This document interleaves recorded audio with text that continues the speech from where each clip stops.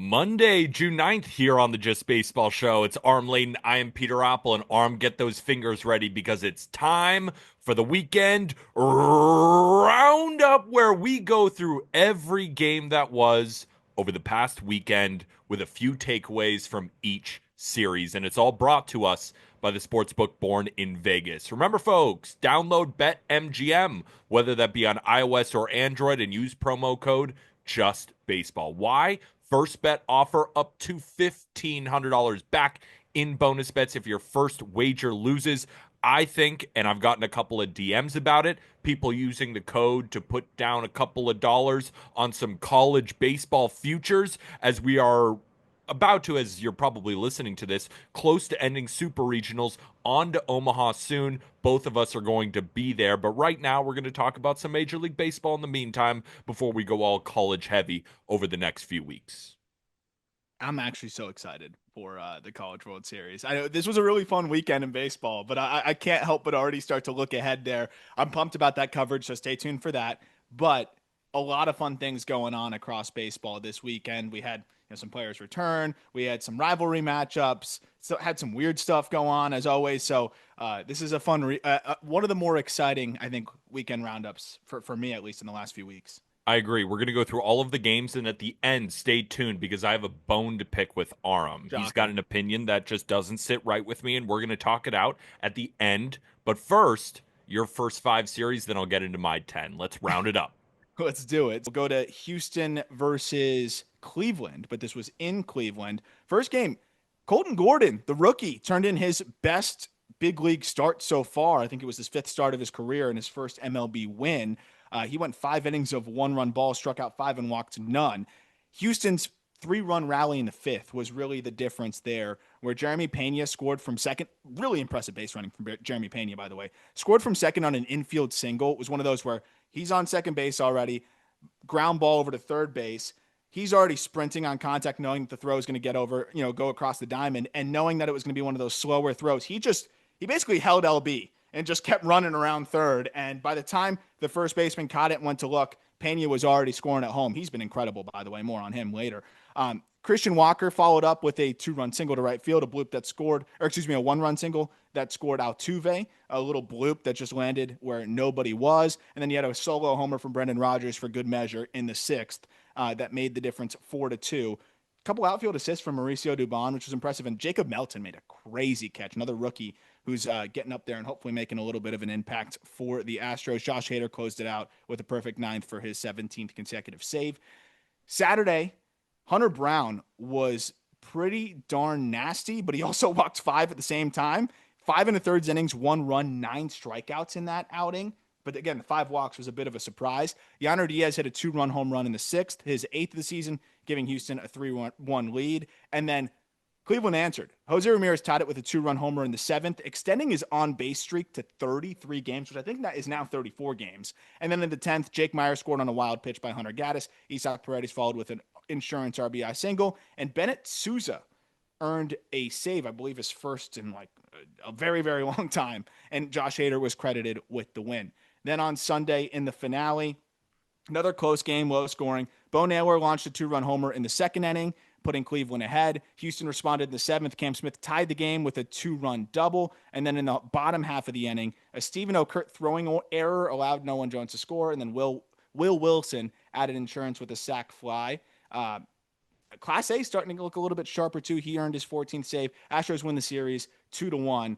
Just some of the big takeaways is Jose Ramirez 34 game on base streak. Yainer Diaz seems like he's heating up a little bit. Cam Smith continues to swing it, and Colton Gordon turning in a good start I think is super encouraging. And I think the biggest takeaway is how good Jeremy Pena has been because the Astros are playing great baseball, and it's not fully on the backs of Jeremy Pena, but he certainly is leading the clubhouse right now. He's got 9 bombs, 13 steals. He's hitting 321 with a 148 WRC plus, and he's also playing his patented defense at shortstop in the 94th percentile of outs above average. And this guy is fast as shit. Oh yeah, 98th percentile of sprint speed. very underrated aspect. He's doing everything on the baseball field right now. And a major thing that I'm looking at in his profile right now, he's always been a good fastball hitter, But this year, man, he's hitting 384 against fastballs. And now you look at some of the underlying data and it says, okay, Jeremy Pena will slow down a little bit. But yeah, he'll probably slow down a little bit because right now he is arguably the best defender at the position at short, or at least he is in that conversation while being one of the best offensive pieces, point blank, period. Right? So yeah, he will slow down eventually. But what does slowing down even look like for Jeremy Yeah. Pena? Is he hitting 290 with 25 jacks and 30 steals while playing elite defense? He's right in the prime of his career. This could be the best season Jeremy Pena has, or he continues to build on that in seasons to come. And we're looking at one of the better shortstops in baseball. Well, to your point, like he's already matched his career high in F4, which was 3.3 in his rookie season. And I also like to remind people that this was a guy that was a late bloomer in college, came out of Maine, and then missed some time in the minor leagues, kind of flew through the minor leagues while not playing a lot of games. So even though he's a bit older, like this is somebody that I do think, older relative to most players who are, 3 years on their fourth year of their MLB career. I think this is a guy that could very easily be someone that puts it all together at 27, 28. So wouldn't be shocking if this is where, he has this quote unquote breakout, because I mean, it's been really impressive watching him do his thing. And the Astros need that, right? They've got good players, but who's going to be that next core, all-star piece for you as you see some of the veterans age out. And I think it could very easily be Pena and Cam Smith potentially. And the Astros are making me look dumb. They're 2.5 games up in the division. I was talking up the Mariners, saying I'm not scared of the Astros, and here they come. Now, I'm not terrified of the Astros. I will continue to say that. When I made that point, what I meant was I think they'll win 85 games. They'll be competing, but they just don't terrify me like they used to. I'm still sticking by that. But I will say the Astros are objectively playing great baseball right now. They've won 6 of their last 10 games, but even in losses, they're very, very competitive. And it's a different type of starter, right? They're trying a bunch of new guys, and they've all been pretty decent as they await some of their better arms to come back from injury, with Lance McCullers Jr. taking a step up as well, and Hunter Brown and Framber Valdez just being the dogs that they are. I mean, it's a really good team. Of course it is. And Hader looks like, peak Hader as well, Yeah. which is huge. He's in the last 9 appearances, he has a .09 FIP. He hasn't allowed a run. 16 Well, strikeouts, 2 walks. are they So taking his advice? Does he ever go 2 days in a row? uh Or does he ever he go more than 3 outs? he didn't go more than 3 outs, but he did go back to back on the sixth and the seventh. Okay. And what's funny though, on the seventh, he allowed a double and a walk. He got Yes. out of it, but it's nuts. It really is nuts. But that's why you got Brian Abreu, right? Um, White Sox Royals. You can kind of feel, by the way, the excitement in in Chicago to a degree. You It's should. relative, but I Yes. don't know how much of this series you watch before I get into it. But like, fans have something to cheer about now because Yes. the White Sox actually don't have journeymen and they're calling guys up, and that's been fun. Yes. It's nice. It's refreshing. We'll get to that. Game one, White Sox fans had plenty to cheer about. White Sox dominated. They scored 5 runs in the eighth inning. It was close for most of it, but then 5 runs in the eighth inning behind a Luis Robert 2 RBI single. He also added another RBI on a run scoring hit earlier in the ball game. Mike Tauchman homered in the fifth, and rookie Kyle Teal recorded his first MLB hit. Another part of what's making this team a lot more fun to watch. Davis Martin went 6 strong innings, allowing 2 earned runs, striking out 7, and it was ultimately a 7-2 victory for the White Sox. Kansas City's runs came via back-to-back homers from Miguel Garcia and Vinny Pasquantino in the third, just solo shots, and that was it. On Saturday, another White Sox impressive performance. Adrian Hauser, 6 innings of 1-run ball, struck out 6, his fourth quality start in 4 outings. Tim Elko launched a 2-run homer in the second to take the lead. Chase Mydroth also hit a home run. Like, these are all the guys we wanted to see playing. Edgar Carroll also scored on a sac fly in the eighth. And Dan Altavilla, that's not who we were really excited about, but whatever, closed it for his second career save. White Sox win 4-1. The only run came on a Vinny Pasquantino solo homer, who, by the way, has been Raking. amazing lately, but Yes. not enough. We'll get to him as well. Series finale, Royals were able to salvage. Bobby Witt Jr. hit a 2-run homer. Salvador Perez also went deep. Jonathan India added a go-ahead double as well in the seventh The Royals tallied 16 hits, including 3 with multiple hits. India, Witt, and Garcia, I believe. Actually, 4 in Pascantino as well. Michael Lorenzen was sharp. He earned the win. He went 6 innings of 2-run ball, 7 strikeouts. Chicago made a late push, scoring 3 in the ninth, but Carlos Estevez was able to close it out with the bases loaded. It was encouraging to see Luis Robert have a good opener and maybe start to put together some decent at bats. Again, Adrian Hauser was pretty nuts to see. Great seeing Teal up there. But you also, I mean, if you're the Royals, you got to win 2 out of 3 there. But I will say there's some youthful energy there in Chicago, and I think it's infectious across the ball club right now. Yeah, I was watching the game on Sunday, and even in the game that the White Sox lost, right, they only had one hit, I think, until like the eighth or ninth inning of the game, and then they showed that fight. I mean, last year's White Sox, if they're at that point, they might almost deduct a run from the White Sox because of the lack of fight. But Yeah. you can see it's just a bunch of young guys playing with nothing to lose, and that's what we've been hoping from the White Sox. Yeah. Kyle Teal is coming up already, hitting 375 with an OPS over 850, and he's walking 25% of the time. Where has he been? Yeah. Isn't that so much better than I know they don't really play the same position, and I'm sure he's going to continue to play, but the guy that just comes to my mind is Michael A. Taylor. I know, even though Kyle Teal plays catcher or DH or sometimes first or Yeah. whatever, and Michael A. Taylor's an outfielder, but it's just so good to see these young players, and it feels like an invigorated team. And you have White Sox fans debating between themselves: Are we a really bad good team, or how does that phrase go? The way they're arguing, it's like they're Are we a good bad are team? we a good bad team, or are we a fun bad team? I'm not Yeah, I exactly think they're sure. fun bad. It's I think fun they're fun bad. bad as well. And Yeah, they're actually like, I'm turning on a White Sox game to see what these young guys are doing. a When's the hundred last time percent. that's happened? A long time. And I'd be remiss if I didn't mention, by the way, on the Royal side, big part of the offensive charge in the final game was Jack Caglione, who had 4 hits, including All a of double. all of them It's lasers. He hits yeah, the this ball so freaking hard. he hits the ball so hard, and he had some bad batted ball luck in the early going. The swing that really stood out to me from Cags was, and I understand it's 90-mile-an-hour fastball here, but left on left, it was a high fastball from Tyler Alexander at like the top of the zone.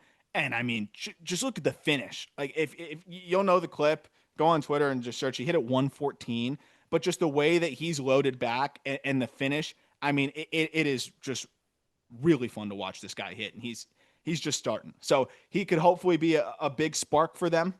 They need that because it was just tough again to watch this offense in general. It's just very one dimensional. A lot of the big hits come with nobody on base, and I think you see what can happen there as you can fall behind, and it just feels like if the Royals fall behind, it's really hard for them to get back into it. Hopefully, Cags can change that tune a little bit. Cags kind of reminds me of Matt Olson. There are some similarities there. Yeah, I Just could a see that.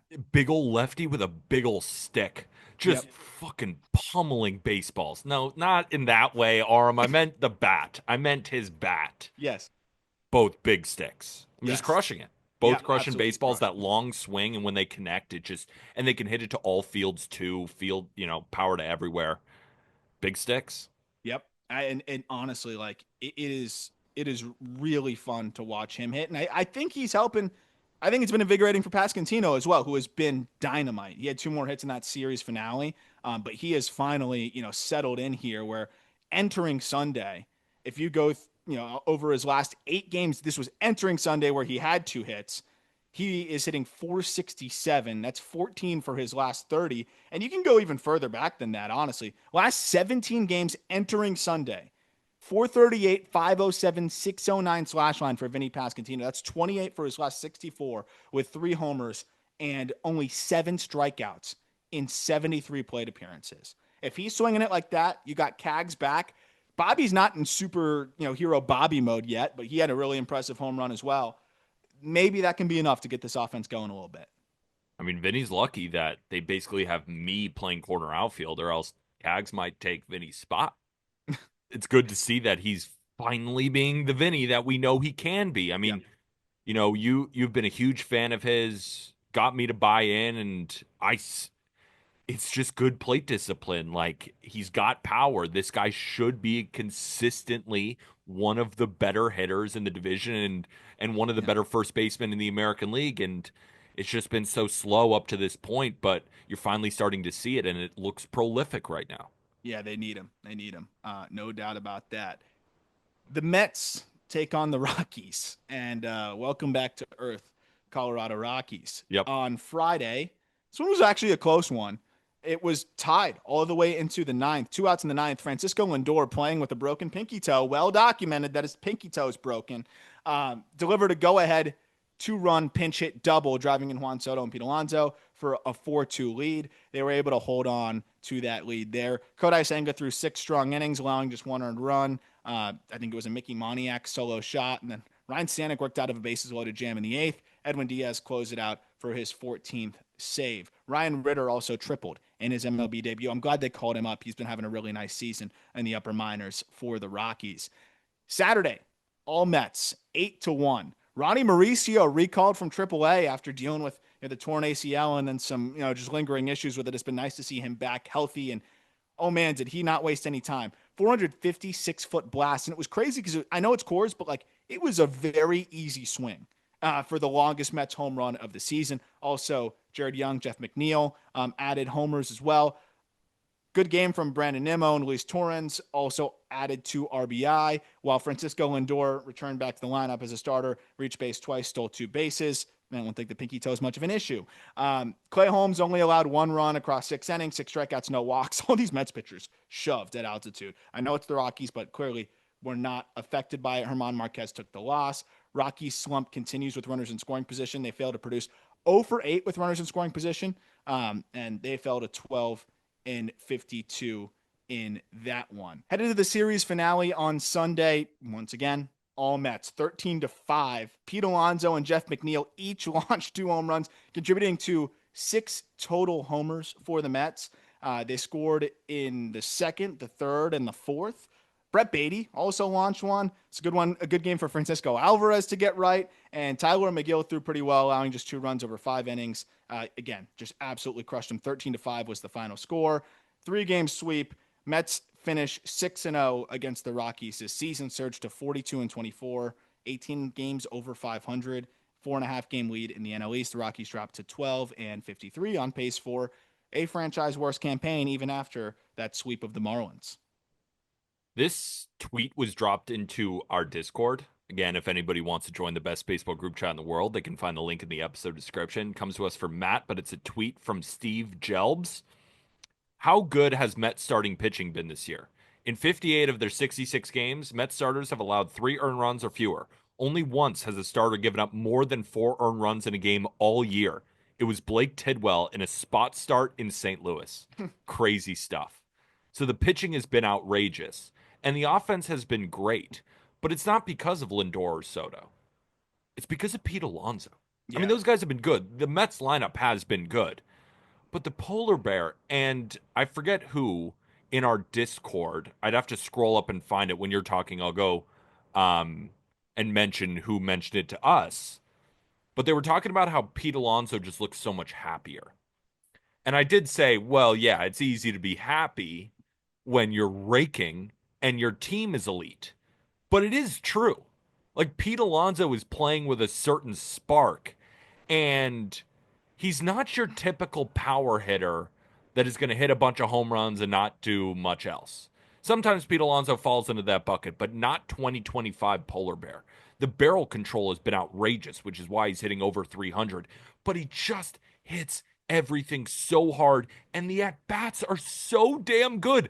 Pete Alonso is one of my favorite bats to watch this season because he's battling every single time. Doesn't swing and miss that much, isn't chasing outside the zone that much, and if you throw it in his wheelhouse, he is catapulting it into the bleachers. He has been a joy. Mm-hmm. He looks like the breakout, 50 homer, and he's not going to hit 50, but he looks like that version of Pete Alonso, where it's funny because after this frustrating offseason for him where the market didn't materialize the way that he wanted it to, instead of just kind of whining about it and coming back with his tail between his legs, he comes back to the team that, I think he very much wanted to be with. signs a deal that still is good for a prove it, and he's proven it. And I think that's a really cool aspect of this thing. And he's going to make himself a lot more money on the back end. But I love it that you mentioned the fact that he's looking like that complete hitter that we've seen through stretches. I mean, this has been a guy that has struck out less than 20% of the time when he's really on, like locked in and dialed from a bat to ball perspective. And I mean, he's striking out about 21% of the time this year. But if you're hovering around there with his power numbers, I mean, you're going to be one of the more productive and consistent hitters in Major League Baseball. So it's been really fun to watch him do his thing. And I imagine it's got to be helpful having, even though he's not playing at the peak of his powers right now, having a Soto in that lineup by your side as well. Should we do a segment on how Pete Alonso is actually only good because of Juan Soto and then keep debating about him? Maybe get Fink on and just talk more about Juan Soto. Yeah, let's somehow make this about Soto. And I apologize. I wanted to bring up the person's name who brought it up in our Discord, but our Discord is popping off right now. So You the gotta scroll messages too far. are so far back, I don't know where to find it. So again, if you are listening to this, just ping us in the morning on Discord and we'll get you shouted out on a future show. My bad, but hey, that's a good thing that our Discord is absolutely popping. Yeah, yeah, I love it. I love it. We'll go to my final series here, right? It would be Athletics Orioles. And I mean, this was an interesting series. No, it I, wasn't. The Orioles look terrible. yeah, but it's like a kind of a mid off. I mean, the Like I don't. A's were at least exciting. Like I liked watching them. You'll break down the series, but I thought the A's played pretty well. The Orioles just, I mean, it's unbelievable how bad they are. I can't believe It's it. it's rough, and I think game one was kind of just one of those tone setters because like they get off to this early lead where you get 2 runs in the second inning on a Dylan Carlson homer, and then you add another one in the third on a Ramon Laureano sac fly, and you're like, okay. We're in control a little bit here. Like maybe we can, in a good offensive environment, just keep our foot on the gas. But Dean Kramer not really able to keep the Athletics at bay. Lawrence Butler added a double to center, scoring Urias. And then you had, of course, the hit machine, Jacob Wilson, with an RBI single, one of his 3 hits on the day. They added another RBI ground up via Tyler Soderstrom to make it 4-3. And just like that, with 4 runs in the third, the Athletics now have the lead again. They added one, or Baltimore was able to tie it back up in the top of the fifth to make it 4-4. But then the Athletics got one back in the bottom of the fifth, and that was the difference. 5-4, the score held from the 5th inning onward. It was a Jackson Holiday home run, who again continues to swing the bat pretty darn well. He had 3 hits in that one, but ultimately it was a 5-4 win. Impressive save from Mason Miller, who went an inning and 2/3. Thank you Right. for bringing that up, dude. He was unreal. This looked like the best Mason Miller. He comes in the 8th, bases loaded, 1 out, punch out, punch out. Now I know Heston Kjerstad's been doing plenty of that, but Jackson Holiday ain't. Made both of them look like little leaguers. Then we go to the 9th. Bang, you're done. It was 103. Slider was working. He knew where it was going, and if he has all of those 3 working, you're done. He looked like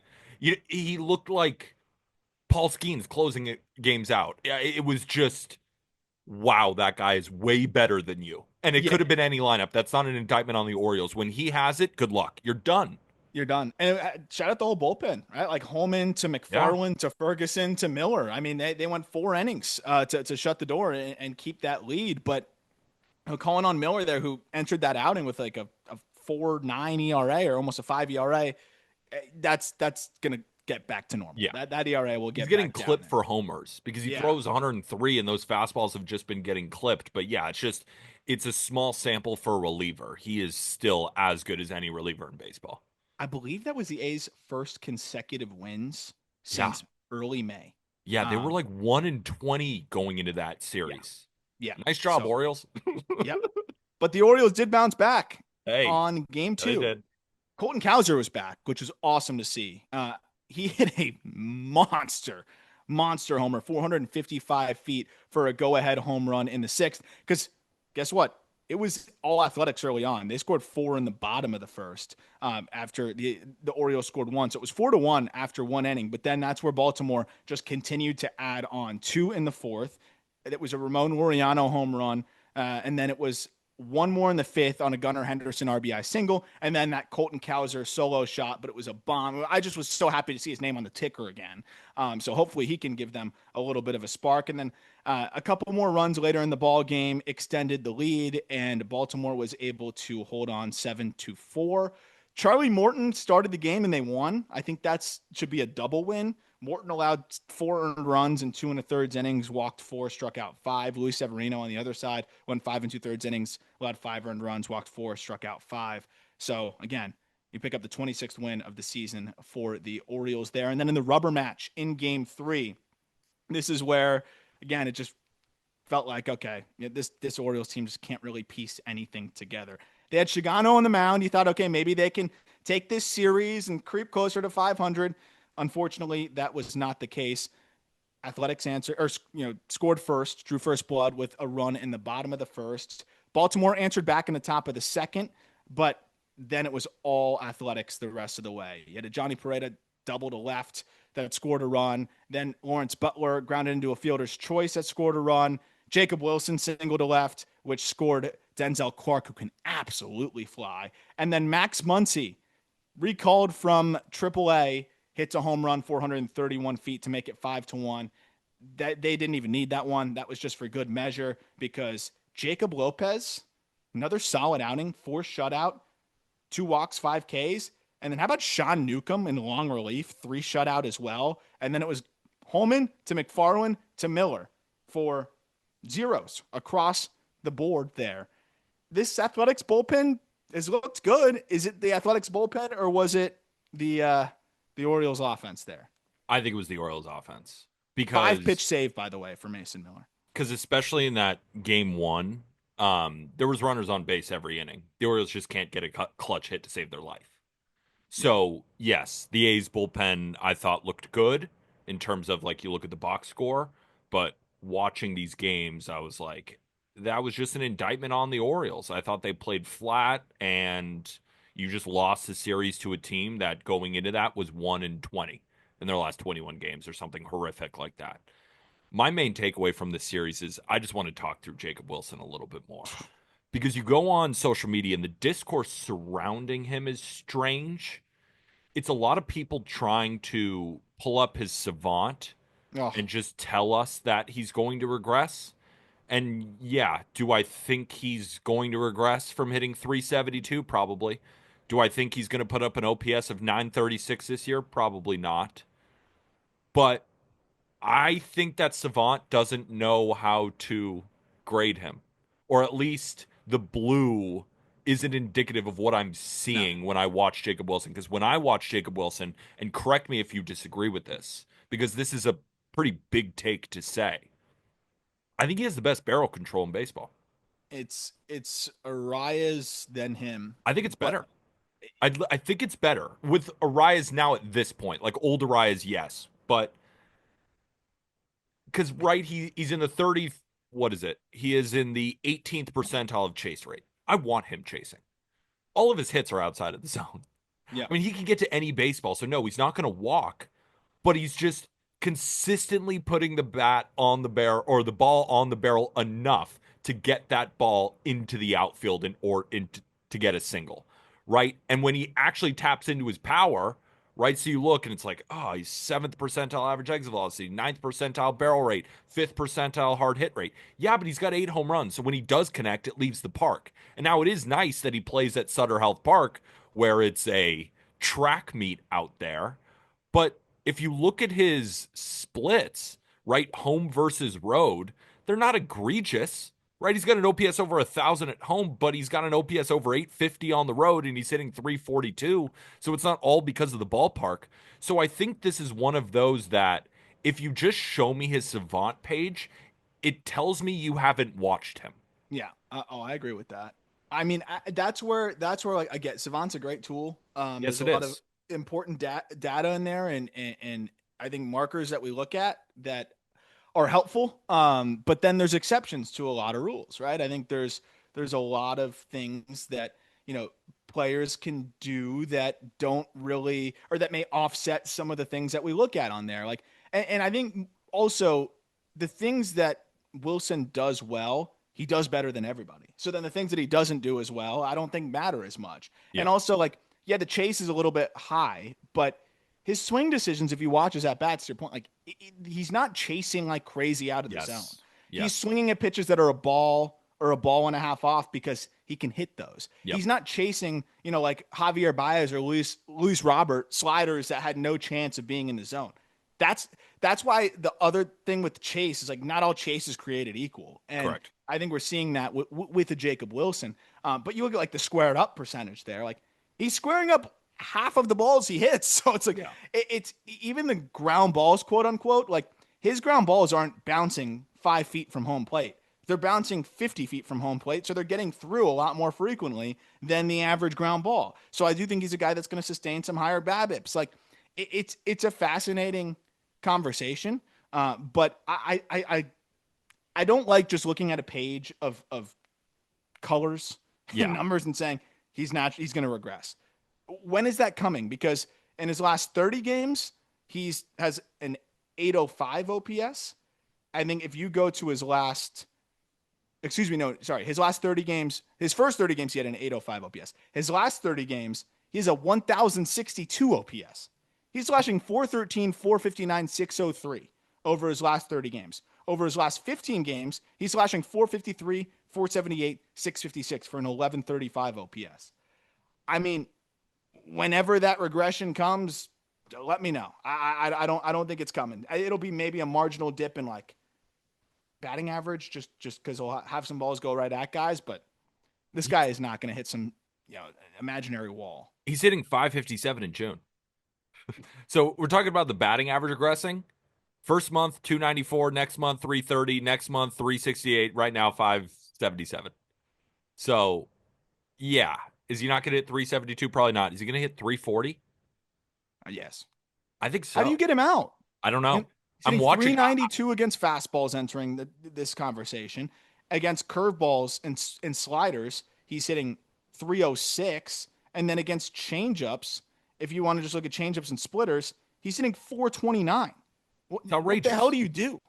Yeah. I And mean, yeah, no shot. he puts the ball on the ground, but it's getting through. Like, yeah, and we see, yes, it will eventually come down a little bit, but not much, because this guy is just a incredible hitter and just operates the bat like a wand. Yep. Can put it wherever he wants to. And again, I do think that he has better barrel control than even Stephen Kwan, who I would put above Luis Ariz right now. And I think I'm just a Luis Ariz hater. I think Yeah. that's where it comes from, where I just like he's not, there's no defense, there's no base running, there's no power. And like, yes, he makes contact with everything, but I think Jacob Wilson has better barrel control. And I'd put Stephen Kwan above Rise as well. What's crazy is in zone contact for a rise this year is still 96.2%. Yeah, but so many foul balls, I bet. Yeah, I mean that does count towards it. That does matter. So that is fair. All right, before we get to my series, we'll take our first break. Giants versus Braves. This one was a tough one if you're a Braves fan. Game one, Giants win 5-4. They got out to an early 3-0 lead after the first inning before the Braves chipped away in the fourth for 2 runs. But Giants had one more, and then Matt Olson tied it up in the bottom of the seventh with his 13th home run of the year, and we are headed to extras. In the bottom of the 10th, Giants get Wilmer Flores over to third base, and then a Pierce Johnson wild pitch scored him, netting the Giants another magical win and the Braves an excruciating loss. Move to game two. Giants win 3-2. The pain did not stop there for Atlanta. It only got worse. Both teams traded home runs early, with Wilmer Flores taking one out for the Giants and Michael Harris doing the same for Atlanta. Braves took a 2-1 lead in the sixth and were cruising until the bottom of the ninth. Matt Chapman continued the magic for the Giants, hitting a 2-run walk-off home run to give the Giants the win, and the Braves went home scratching their heads yet again. Game three, same story. Giants win 4-3. Mike Yastrzemski and Matt Olson traded runs early, and it was almost carbon copies of each other. Olson led off with an RBI groundout, then Yaz had a sac fly. Olson ripped a 2-run double, then Yaz did the same. But that fourth inning continued for San Francisco as Albies made a bad error, allowing Yaz to score. And that was it, as both Strider and Landon Roop settled down and the bullpen shut it down. Strider allowed 3 runs through 6 innings, as did Landon Roop. So, Aram, The Braves have now lost 7 in a row and are 10 games under 500. Acuna returned on May 23rd, and the Braves are 3-12 since. And Spencer Strider has an ERA over 5 on the season. In their past series against the Giants, they got walked off twice, then lost 4-3, even though the Giants only had 3 hits in that game.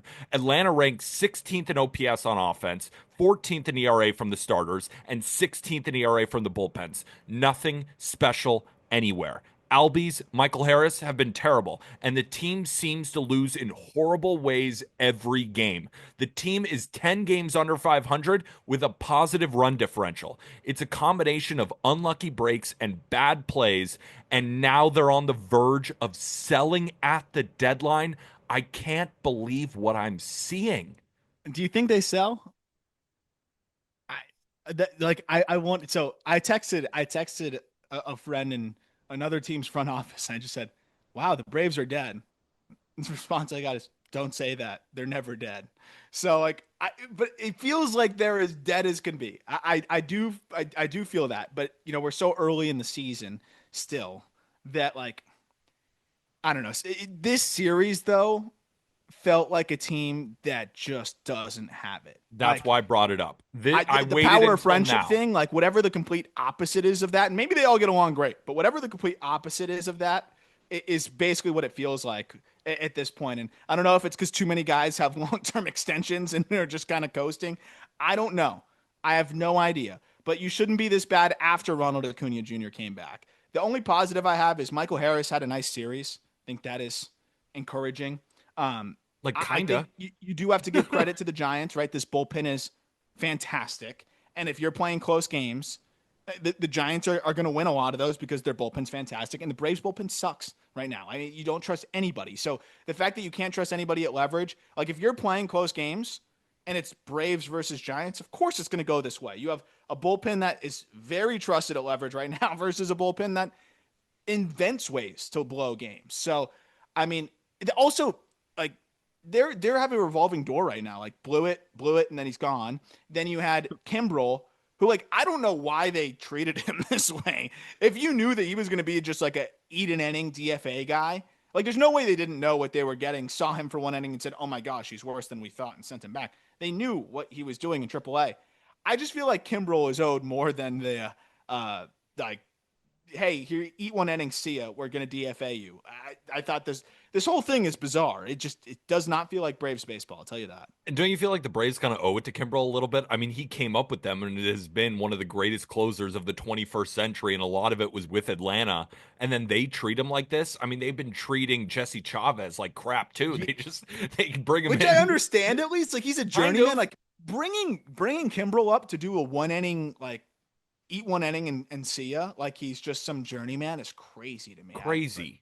So to answer your first point of do I think they're going to sell? If they play 500 baseball from now until the deadline, they're 10 games under 500. And I don't have a lot of faith that they can play 500 baseball because you said it yourself. They don't win close games and then they don't fight back when they're losing because the bullpen can't hold it and the offense hasn't been that good. So they only win games in which they kind of blow the other team out. They ain't blowing anybody out lately. And when they go up and they play tougher competition, they don't perform. So they have to play bad teams and blow them out in order to win games right now. Yep. That doesn't sound like a team that's buying, certainly not buying, maybe not selling, but teams are going to be calling. Well, And if they're they 10 would move like games a under Sean Murphy. 500, would they move Sean Murphy? Would they move Chris Sale? I mean, these are things that I know, right? Like if AJ Smith-Shawver didn't go down with TJ, I think Sale would definitely be on the block, especially with Bryce Elder coming up and really He helping punched out them. 12. Yeah, so I don't know. Yeah, And to your it's point, tough. it sounds crazy to say that I think they're going to sell, but I think they're going to sell. It's I think that this team and Alex Anthopoulos never sells. I mean, because the Braves are normally good, so this is a weird spot for him to be in. And he's also going to know, I have so much talent on my team. But yeah. how much longer can you just wait for that talent to figure With it this out? group. Yeah, Yeah, it just and Ozuna's going to be a free agent. I could exactly. see those guys. Like it's not a full teardown, but the impending free agents, older guys, that could make a lot of sense. The last note I have on this series is that lineup that the Giants wrote out. I know they've got some players banged up and stuff like that. Like Oh, it looks like trash. And they to still lose win. to to lose to this lineup, Yeah, I know. like who was it? Is it Daniel Johnson that was Daniel batting Johnson. leadoff You in went this over, one? yeah, over three with three pop ups. Then he struck out. Andrew Kisner was in that lineup. Yep. You had Dom Smith in that lineup. I love Casey Schmidt, but Casey Schmidt started at shortstop. Um, yeah, That's and they that's won. another reason why I wanted to pull this up because I know the Giants have a lot of magic, but I was watching this entire series and watching the lineups the Giants would put out and continually finding a win when they weren't even playing well. Like I don't even think Giants fans watched that series and were like, that was a great series. We just built a ton of momentum. Everybody is firing on all cylinders, and that's how we beat the Braves. No, I bet Giants fans are thinking to themselves, we're not even playing well. The Braves just gave us a sweep, not two out of three, a sweep. Yeah, So no, that's why I had to bring it up because I was like, this team is playing so badly, and we're in approaching the middle of June. yeah, no, So I'm pushing the button arm. I'm pushing the panic button right now. And we really haven't all year, but when do we? I I think it's mean, right now after this abysmal series. seven in a row is definitely tough. It's definitely getting to that point. 3-12 since Acuna came back. Yeah, All right, let's move on to the next one. Padres versus Brewers. Low scoring pitchers duels throughout. Game one, Padres win 2-0. Weird game, as you'd expect a low scoring game to have a massive pitchers duel, but it was actually the losing pitcher that put together the best performance. Chad Patrick, 6 innings, 4 hits, 1 earned, 6 punchies. His ERA is down to 2.84. But Randy Vasquez just I don't know how he's doing it. I even watch him. Like, I don't even know how to break it down. 4 2/3, 2 hits, no earned, 4 walks, 2 Ks. Then the bullpen just shut the door. San Diego put up two in this one, highlighted by Manny Machado's ninth home run of the year. Brewers got it back, though, in game two, winning 4-3. Solid pitchers duel between Jose Quintana and Stephen Kolek, as this one was a 1-1 tie going into the eighth inning.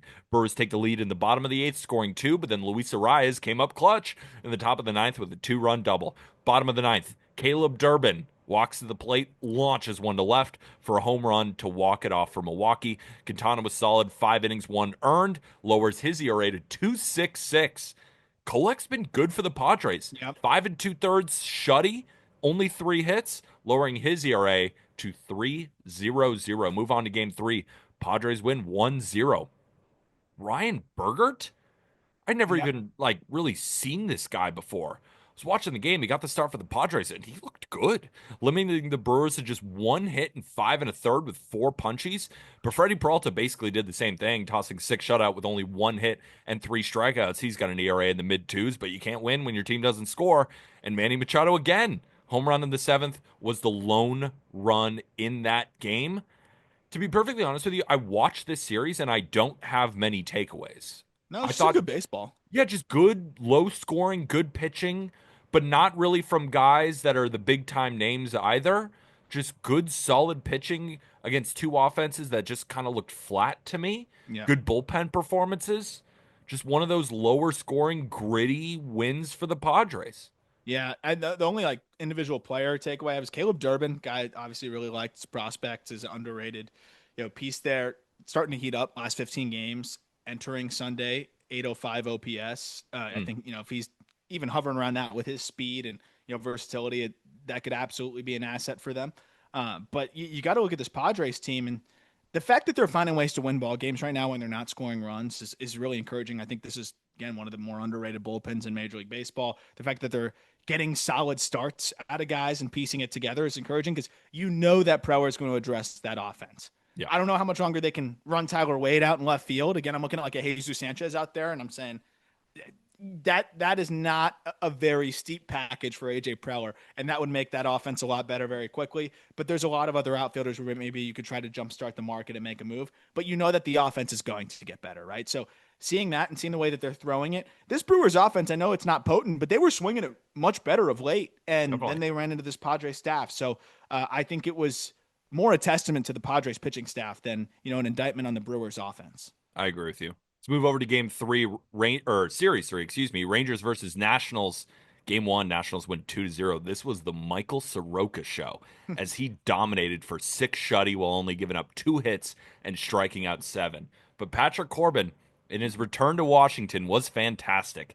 8 innings, 2 runs, lowering his ERA to 3.52. Nationals put up two in this one, highlighted by an Alex Call home run. Move to game two. Rangers win 5-0, and this was the Jacob deGrom show, tossing seven shutty, two hits, eight Ks, lowering his ERA to 2.12. Marcus Semien starting to heat up a bit as he had a two-hit day with three RBIs, and he's posted a 1,400 OPS in June so far. Big two-run double in the eighth was the dagger. Mitchell Parker was solid. 6 innings, 4 hits, 2 earned, 5 Ks. But you can't win when your team doesn't score.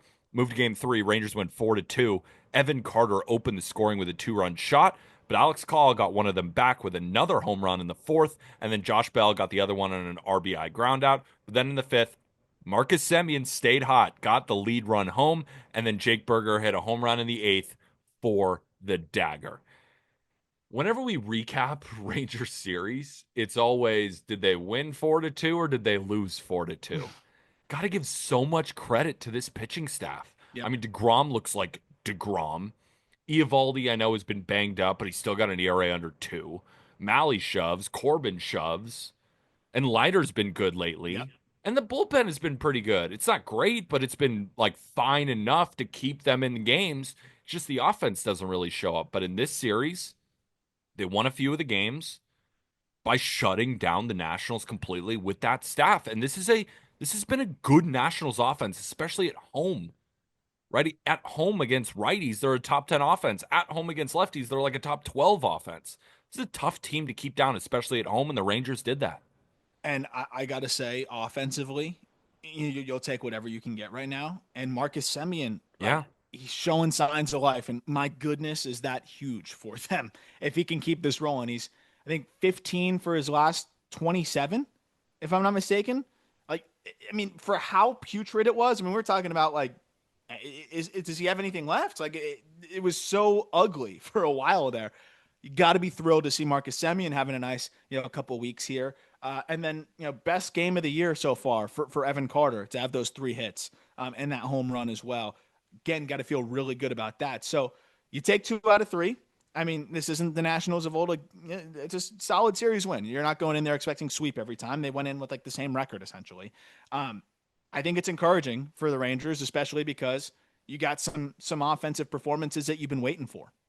I mean, the Rangers have a positive run differential, even though they've scored the least amount of runs in the American League, and they've only scored more runs than the Pirates and Rockies. That's how good the pitching has been. They have allowed 219 runs. That is the lowest mark in the American League, and is just 2 runs off the Mets for best in baseball. Like, imagine if I told you the Rangers would have the lowest amount of runs in the American League on June 8th, you'd have said, "Oh Uh, my God, wow, are they're in they?" first place. No, Yeah. I've scored the lowest amount of Oh, runs. score. I thought you said gave up. If you told me that they gave up the least amount of runs, though, I would say that they must be the best team in the American League. That's what I was about to say. Like, if I told you on June 8th, the Rangers have scored the least amount of runs in the American League, you would say, "Oh no, are they worse than the A's and the Oh, Angels?" oh yeah, And then if yeah, I yeah. You told could you flip they that had the other a way around. Yeah, if Yeah. they weren't, if you If told me they they weren't told scoring, you I think they were they dead. allowed the least amount of runs in the American League, you'd say, do they have the best record in baseball? Yep. But they've done both, and they're around 500 right now. It's a weird Rangers team. This is like maybe it's not prime to Grom, but it's like 80% of it right now. And if he's 80% of it, like it's going to be enough for him to carry them, I think, in that rotation. And he doesn't need to because, like you said, there's been a lot of guys throwing really well. So it's been fun to watch even this version of DeGrom, 37 years old now, still just finding ways to dominate. And I know he's still throwing fuzz. It was different when it was 99, 100, but at 97, 98, he's still hitting his spots and still blowing it by hitters without much problem. And you wonder if maybe a little bit more velo comes back the further he gets away from TJ. But like even a tick below what he's used to, this guy can still be absolutely dominant because it's still fuzz. Buzz, the ball explodes out of his hand. Let's move over to Pirates versus Phillies, the Battle of Pennsylvania. Just gave a lot of shit to the Braves. Their division rival, the Phillies, have also been awful lately. Pirates sweep. They win game one, 5-4. Back and forth game as the Phillies would grab a lead, and then the Pirates would tie it up quickly. Brian Reynolds took over early for the Pirates, driving home the first run, then getting the second on his 8th home run of the year. Phillies took a 2-run lead again before Henry Davis of the Pirates launched a 2-run home run to tie it back up. Then in the ninth, Nick Gonzalez stepped up, sac fly, wins it for Pittsburgh. Moved to game two. Pirates win 2-1. Pitchers duel between Andrew Heaney and Ranger Suarez as both teams traded runs in the first, highlighted by Kyle Schwarber's 20th home run of the year. But the game was decided by yet another Henry Davis home run in the seventh to That swing take was freakish, by the way.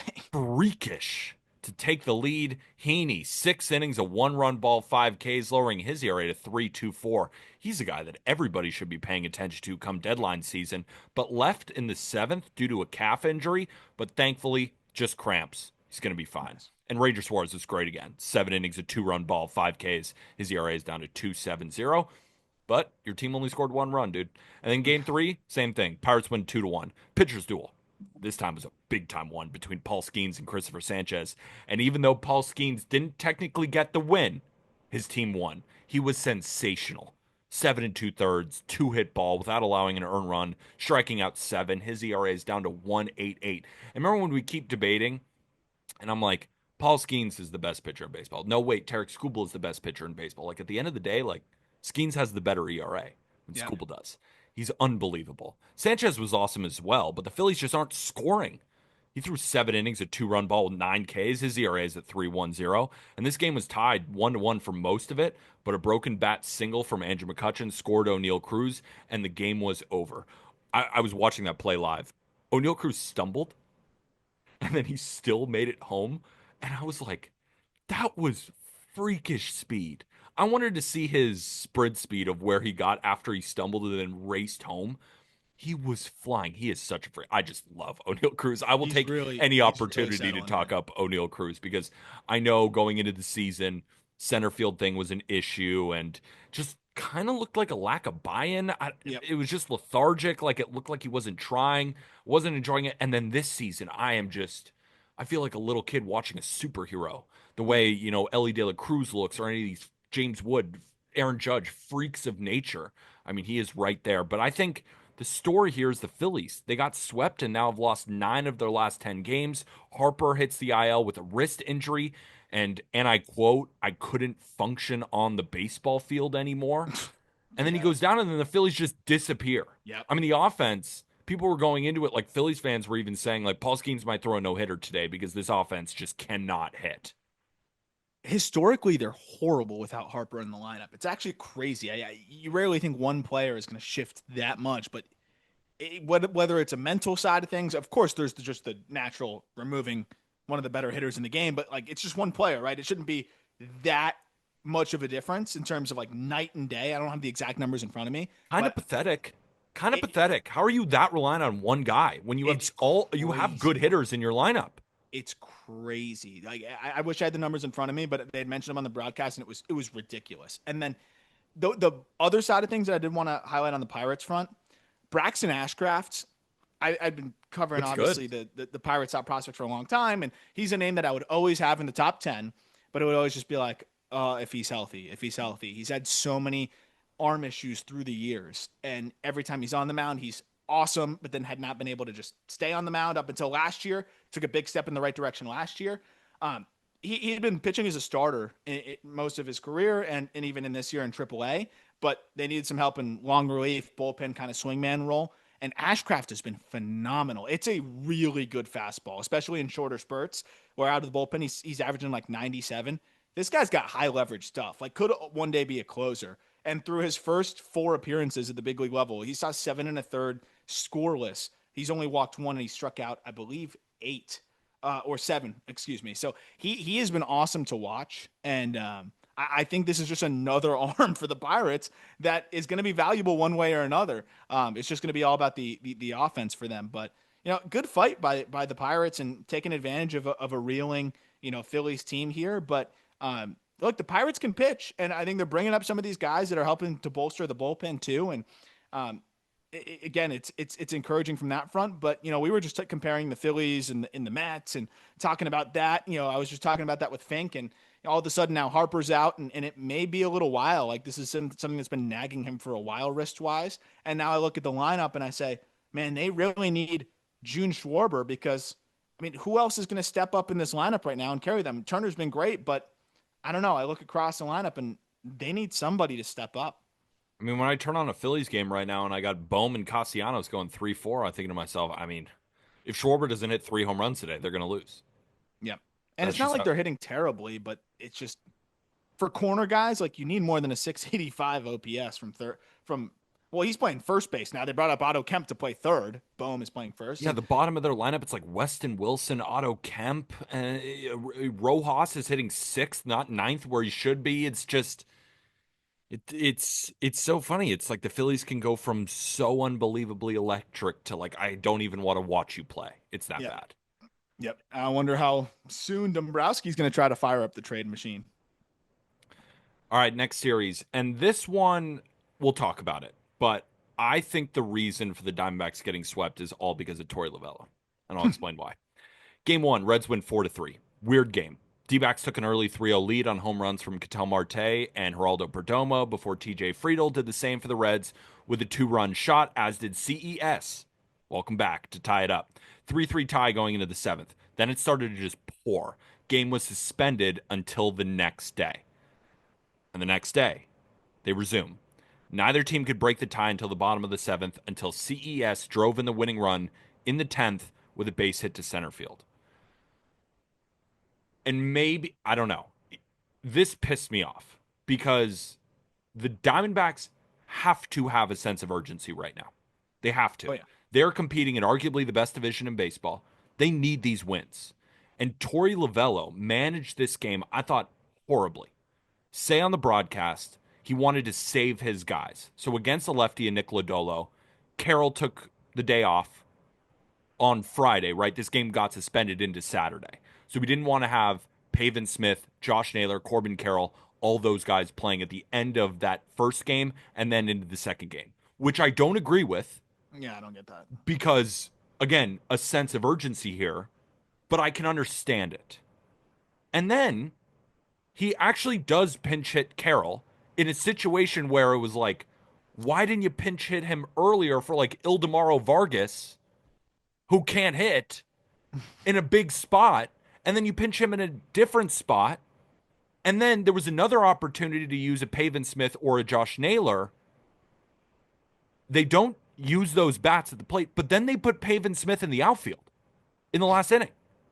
Didn't end up mattering though. And also, in that game where it was a tie game, the Reds are putting out Graham Ashcraft. They're putting their best relievers. They want to win this game. Diamondbacks just threw the bottom of their bullpen. They just lost. Just gave up a game. And then we're even talking in the Discord. I'm like, Diamondbacks are going to get destroyed in this next game. Like that energy, they looked like they were playing hungover. I mean, some of the at bats, it was like they just gave it up. And then in game two, Reds win 13-1. Yeah, Reds put up 5 in the first, then 8 in the fourth. Game was over. CES homered again. Gavin Lux hit a grand slam. Tyler Stevenson had a 3-hit day. Nick Martinez was fantastic, but I just thought the at-bats were terrible. 6 innings, 6 hits, 1 earned, 6 strikeouts. The lone run came from Arizona. Was a Geno Smith home run? Or Geno Smith. Geno Smith. Geno Smith. Geno Suarez. And then game 3, same energy. Bad. Reds win 4-2. Diamondbacks got out to a lead, highlighted by yet another Geno Suarez home run, but then the Reds just took over. CES homered again, his third straight. Jose Trevino homered as well to tie it. Matt McClain homered in the seventh, a 2-run shot. The Reds sweep. Singer was pretty good, 5 innings, 2 earned. Gallen, 6 and 2/3, 4 earned. His ERA is at 5, is still above 5 at 5.15. I Great. thought they lost this series because of the way Torey Lovullo managed that first game, the suspended one, then showed no energy. And then you go to the park and you try and win a game and they ended up losing and it just didn't look good either. I thought that was all on Torey Lovullo. Just, you got to get your guys at least ready for the game. It's also these are all like young guys. I would understand giving Ketel Marte a day off if he felt like he needed to They because he's didn't. had the injury history and things like that. And you could say, okay, like we've been running him hard. Like let's take a day here. But the idea of like, oh, I got to rest a like 27-year-old Pavin Smith and like all these like mid to late 20-year-old guy. I don't know. Like that's an edge that you have as a D-backs. Your speed, your energy, your I think do all the little things on the base paths, make elite plays in the outfield, never out of a ball game. Like that's Yeah. the identity that I feel like this team should have. And that is where the manager does kind of set that tone. And Yeah, I don't think all these players are like begging for an off day. I feel like sometimes it just comes straight from the manager. So yeah, that was surprising because you're not in a position to just give away ball games right now, and not even give away, but like coast through one and see, oh, maybe we'll win this one with house money. And they're just not in a spot to do that. What I will say though is really encouraging series from the Reds, who Yes. like as bad as it has felt, they're back at 500, and in Yeah. that division, like as long as you're around 500 by the deadline, you can justify buying every single time, and it's going to be wide open. So I really was encouraged by this series by the Reds because like look the Diamondbacks they didn't have the energy at points. I agree, but it wasn't like they were throwing up all over themselves and kicking the ball around and playing horrible. Like the Reds played good baseball. Yes. Yeah, and I think that is a really important and encouraging takeaway. Matt McClain hitting a homer and also just putting together better at bats is really encouraging. They need him. But man, like, I was so high on this Diamondbacks team going into the year. They could be one of the more interesting sellers if they do end up going down that route because they have so many interesting pieces. But I mean, they've invested a lot into this roster. I do think some of that energy was sapped when the news of Corbin Burns, being out for season with TJ, came across the ticker there. I imagine that's a gut punch, but maybe even more reason to put your best foot forward and try to win that ball game. Exactly. Like Corbin Burns goes down, and then you're just throwing the back of the bullpen. And to your point about, giving guys rest days, Tori, I get it. You want to rest them on Friday against a lefty, right? Pavin, Naylor, Carroll. I get it. But then again, when they're throwing all the righty relievers, and then you say you want to rest them, but then you put in two of them in bad situations and you use Pavin for his glove. No, I like Pavin Smith, not for his glove, Yeah, I can right? understand sitting Pavin against the lefty, but the other two I don't get. No, I can even understand after, they're in the middle of a road trip, big time comeback against the Braves, took a lot of energy, resting them on that Friday. There is no reason to then rest them again for the last three innings when you can win that game. Like you could just take that game. And then the next game, like I understand if you lose the next one, it's baseball, shit happens. But for a Diamondbacks team, again, to your point, that is built on speed, built on energy, doing the little things, beating you like that. I was shell shocked to see the complete opposite. And I blame Torey Lovello. All of a sudden, last thing I'll say on this is, they're 6 games out of a playoff spot. And after that series now, they're a game and a half behind the Reds, the Diamondbacks are. There you go. So before we get to some of my remaining series, our last break. Cubs versus Tigers. Great battle of a series. Game one, Tigers win 3-1. Skubal dominated at home. What's new? This was a bad Skubal start, though. He allowed 8 hits and 1 run and struck out 6 over 7 2/3 and got the win. That's a bad start for him Yeah. these days. God, he's so good. A 1-1 tie was broken up in the sixth with Spencer Torkelson's 15th home run of the year, leading all AL first basemen. And then Jahmai Jones, Yankee legend, hit his first home run of the season in the eighth for a little bit of breathing room. Also, shout out Ben Brown. Looks Yeah. great. Awesome. 7 innings, 2 earned, 7 punchies. Moved to game two. Cubs win 6-1. Got out to a 3-0 lead after 5 on home runs from Seiya Suzuki and Michael Busch, and that was all they needed. Jameson Taillon, you know what? He's been awesome. Can we just give him his flowers? 7 innings, 3 hits, 1 earned against a good Tigers offense, lowering his ERA to 3.54. Cubs just continue to get the home run party going. PCA, Matt Shaw joined it. And then Seiya Suzuki hit his second home run of the day. He's got 16 already. But it was all Tigers in game three. 4-0 win. Torque and Green both had 2 run hits. And Jack Flaherty was dominant. It's a good recipe for a win. Flaherty, 6 innings, 2 hits, no earned, 3 walks, 9 Ks. His ERA is down to 3.41. Tigers improved to 43-24. They got the best record, one of 3 teams with a run differential over 90, and yet another series win, this time against an elite Cubs team. Tigers, man. Jack and I had a little bit of an argument because I was giving the Yankees shit after we lost to the Dodgers, basically saying that we should sell and everyone should be fired and that the Yankees are the worst team in the league. And then he gave me a lot of shit for being, a very annoying Yankee fan. And he was like, the Yankees are still the best team in the American League. I'm like, no, they objectively are not. Like, I I don't know think that so. I was being kind of a shitty Yankee fan. I get it. I am a shitty Yankee fan. But that point that I made was not inaccurate. The Tigers are the best team in the They have the best record in baseball. That's what Fink and I were talking about. We agreed that the Tigers are the best team in baseball right now. Yes. Or and it, but if I had to pick a team to win the World Series, I'd still lean towards the Yankees. But that's just because of firepower and just the star power side of Maybe. things. But yeah, it's becoming more of a maybe by the day, no doubt about it. And especially as you're just seeing them just get stronger with time. Kerry Carpenter is really heating up, and he's putting some crazy swings on balls. Before I forget, though, because I do want to gas up the Tigers, Jameson Taillon, I'm glad you mentioned this. The guy, like, I feel like he just doesn't get enough love, Yeah, and I'm guilty of this too. me too. Let me go from the start of last season. 41 starts. He has a 3.35 ERA. I mean, He's just like he's he's really throwing good. 241 and 2/3 innings in that span, He's just really good. eating innings, Yeah. giving you a mid to low threes. Like he's been that contract hasn't been bad, and I think I've called it bad. I think everyone has called it bad on some different occasion over the last couple years. It hasn't been bad, and he's been dynamite over the last couple starts as well. But back to the Tigers, like Wait, hold on one sorry, quick sec on James Town just to wrap that up. You know who he kind of reminds me of? Even though this guy gets a little bit better PR, Michael Waka. Like every year, yeah, it's like a 3-4, 3-3, and you're like, oh yeah, Michael Waka was great again. And then the next year, it's like, oh yeah, Michael Waka was great again. And then, wait a minute, he's great. He just yeah, is great, and that's yep. what I feel like Tyon's doing. He really is kind of like it's the consistency overall. It's just like, yeah, you may not love him in a postseason game where Waka is a little stuffier, so I could trust him more. But in terms of the regular season, no doubt about it. The Tigers, by the way, too. You look through that lineup.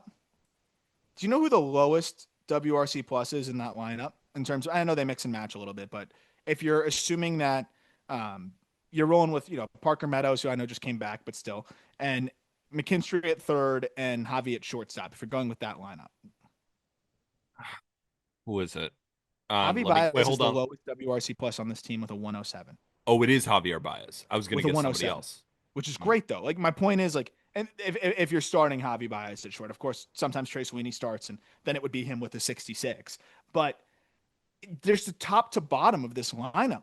Yeah. Nobody is performing below league average. And then you've got Wenzel Perez off the bench. You've got Sweeney still is now a solid maybe bench utility piece if you keep rolling with Javi Baez. Like this entire lineup is just going to wear out pitching staffs. They may not have that clear cut superstar bat, but they've got a lot of really good bats. So my last thing on the series is a question for you because there are two sections of Cubs fans right now. One half is looking at that Michael Bush trade and thinking to themselves, I don't care about the prospects. That's the correct thought. I am just enjoying Michael Bush right now. He is one of the better first basemen in the National League. And then there's another section of Cubs fans who are just trying to destroy Zaire Hope and Jackson Ferris and just delegitimize these prospects. Or a part of that half are fans who are thinking to themselves, like, oh no, we gave up these prospects. Like, it's so bad, all of these different things. And I know you have a strong opinion for one of these two halves. So speak to the Cubs fans right now. I'd like to think that it's just it's a loud minority that is upset with the trade, but it's funny because I put when I tweeted about like, hey, how about you just we had put a tweet on our account like Michael Bush's numbers and what he's been doing, and I mean he has been phenomenal this year, and I know that he's sheltered against lefties, whatever. He has 892 OPS over his last 30 games. Over his last 20 games, it's north of 1,000. It's been awesome, and you have him for a half decade, like since you acquired him. Like great piece. You should be happy. Jackson Ferris is still trying to find it in Double A. Zaire Hope, yes, for us, he's a top 10 prospect, which then prompted a lot of Cubs fans to say, horrible things and say that our Horrible list is terrible, thing. whatever. But like those were like those are the loud, angry accounts and whatever, with like Justin Fields is their like PFP and whatever. But like I did tweet about it, just kind of mentioning like who cares about what prospects you give up when you have a big league piece right now that's going to help you win now and also with 5 years of control since you acquired him. And I did get a couple texts from friends in Chicago media that said thank you for this. So it must be a topic that's not even Yes. just, oh, you're ridiculous for having Zaire Hope so high. He's not that good, blah, blah, blah, blah, blah, because you don't want to feel like you traded too much as a fan. what the need for fans to feel like they want to trade is always been a little bit too much for me. Like you never want to feel like your team got fleeced on a trade. Don't get me wrong, but the feel like, oh, like that prospect's not as good as you think he is, like because we traded him. He's not going to be that good. No way. And you start like convincing yourself negatives about that player that you would be doing the total opposite of if he was still in your organization. I don't get that whole side of things. Cubs fans should be thrilled about the trade. Prospects, things can go wrong all the time. Zaire Hope, I do think is a top 10 prospect in baseball because of the upside, but he's still in high A. So, like, a lot of things could happen. You take the bird in hand any day of the week, especially with that much control. Cubs fans should be thrilled. Bush has been huge for them and will continue to be for several years. You don't get a player like that with that much control very often. You got to give to get. And, in a few years, if Zaire Hope is a 30 home run guy, oh well. Because guess what? Michael Bush is probably going to be 25 plus like every year. Exactly. So yeah, I wanted to bring that up just because I've seen the discourse everywhere, and it wasn't just, I didn't think it was just located on your feed when talking about Zaire Hope. I've seen it everywhere. So Yeah. that's why I wanted to bring it up. But let's move on to another great series, sneaky good series. Blue Jays Twins. Game one, Jays win 6-4. Twins got out to an early 3-0 lead before the Jays gained control. And Addison Barger, not wrong, just early. Stayed red hot, crushing a 2-run shot in the fourth. And then Bichette drove home two to take the lead in the fifth. And then George Springer gave them some breathing room with a home run in the sixth. And that was all they needed. Game two, Jays win 5-4. Blue Jays got off to a 2-0 lead, highlighted by Tyler Heineman, who might be the greatest hitter on the planet, now hitting 429 with an OPS over 1,000.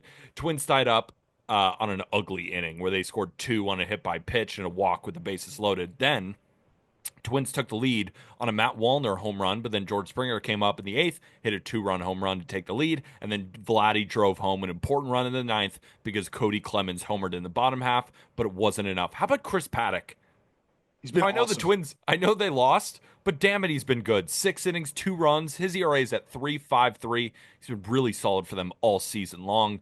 Gosman tossed a quality start with 5 Ks. His ERA is 3.87. Game three, Twins win 6-3, salvaged the series.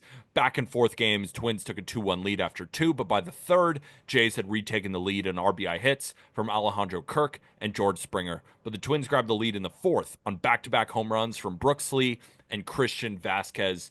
Then Twins put the hammer down in the fifth. Bullpen closed it out. Joe Ryan, solid 5 innings, 2 earned, 6 Ks. His ERA is down to 2.96. Bowden Francis struggled again. 3 1/3, 4 earned with 5 walks. His ERA is at 6.12. I would not be shocked if the Blue Jays sent him down. He I've needs a said it all reset. year. I've said it all. Like, I was a huge Bowden Francis guy last year. What I was watching last year to this year, I've said it before and I'm going to say it again. It looks like someone else is wearing his jersey. And Yeah. I said the same thing about Tanner Houck. He ended up going on the IL. Those two guys, I don't even know what I'm watching. No. They look like completely different pitchers. It seems like he's in his head a little bit too at this point. I just think he needs a reset. Just even the way he's attacking hitters, Yeah. it's been weird. He's nibbling like it's tough to watch, and he has had stretches where he's been so awesome. So I mean, it's definitely a guy that I think is probably a reset candidate for them, and maybe a guy that may need to kind of throw some innings in a controlled setting where we may see one of those Phantom IL stint kind of situations. But Paddock has been awesome. I think that's a really important point. But these two teams in general break my brain in different ways. And like for all the praise of the Twins and all the like, I don't know with the Blue Jays, they're both 35-30 right now after Yeah. that series. They're good. Are they both good? I think they're good now, and let's just enjoy it. The Blue Jays are 13-17 away from Toronto, which was kind of interesting. So this was like a good road series for them. They're a fortress on Canada. Like they're tough to beat. But I do want to talk about Barger. I think he's a big reason why they've been playing some good ball. Still just 25 years old, and he will be for the whole season. He does not get cheated on his hacks, and I think it's one of the more aesthetically pleasing home runs that you'll see in Major League Baseball when Flushes Addison balls. Barger connects. 90th percentile exit velocity this year of 110 miles per hour. So that's the top 10% of your batted balls averaged out in the exit velocity department, 110. Just for reference, for other players, Shohei Ohtani's 110.3. Big Christmas is 110.5. He just got sent down. I know, but Yeah. it wasn't because he didn't hit the ball hard enough. No, yeah, Um, it's true. Matt Olson is 109. Like there's James Wood 111.6, which is just Oh, the craziest by far is O'Neal Cruz. I don't think I've ever. This might be the highest in the history of us being able to track these things. 115. Think oh. about that. The top 10% averaged out of his batted balls is 115. So It's higher one. than most players max. But that said, 110 for Barger would put him in like the top 5 or 6 in Major League Baseball. This guy is an animal power wise. The bat to ball isn't bad. He has one of the strongest arms that you'll see as well. He's going to have some crazy highlight reel throw this year, I promise you, from right field. Like he's versatile too. He plays right, he plays third. I fucking love this dude. Yeah. And it's been fun to see him, finally settle in here and get the opportunity to. And then Davis Schneider, it wasn't in this series, but he's starting to play. You got an opportunity. Put together some good at bats for them as well. I was happy to see them back up there. Look, if they're playing Davis Schneider and Addison Barger, I will be pro Blue Jays. But I know he didn't play in that series again, but he had 3 hits since getting brought up as well, including a home run. So the Blue Jays are playing good ball. They're pitching well. And all of a sudden it's been, a pretty decently fun team to watch. And for how hot the Twins have been, I think you got to be really encouraged by the Blue Jays taking 2 out of 3 on the road when they are, even with those 2 wins, 13 and 17 on the road. I know we're supposed to talk about the Blue Jays and the Twins, but 115 for O'Neal Cruz. I mean that like I watched Matt Olson crush a double off the wall in San Francisco. I mean, squared it up. 112.7. And I go to the baseball savant to look at the EV and I say, "Oh, that's it?" I mean, he crushed that. I mean, 112.7 is still awesome. O'Neal Cruz at 115? Like Yeah, that's that's the average of the top 10% of his batted balls he's my is favorite 115. player. I don't care. He's my favorite He's a player. creative player. All right, let's go to Dodgers versus Cardinals. Uh Dodgers are reeling, kind of. Mm-hmm. Game 1, Cardinals win 5-0. Per Opta Sports, over the last 10 seasons, there have been 12,282 instances of an MLB team having at least 10 hits and 3 extra base hits in a game, regular season or playoffs. The Dodgers were the only one to get shut out. Pedro Pajes and Wilson Contreras homered, and Sonny Gray escaped trouble, 6 1/3, without allowing a run. Did allow 8 hits. His ERA is down to 3.35. Move on to Game 2. Cardinals win 2-1 in a battle. Yamamoto versus Eric Fetty duked it out. Both combined for 11 1/3 without allowing a run. Scoring started in the 8th as Alec Burleson drove home the game's first run, but then Freddie Freeman got it back. Not because he did anything, he actually struck out, but the pitch scooted by Pajes and Shohei scampered home. But then Nolan Arenado walked it off as the Dodgers brought in 5 infielders, leaving left field wide open. Did you see that? Yeah, it's always one of those that you can look like a genius or you can look real dumb. But why would you put them in like center and right field, your outfielders? I mean, I guess they had 2, so they're both in the alleyways, but it just like against Nolan Arenado, who only pulls balls in the air, like I'd want to put one of those outfielders definitely in left.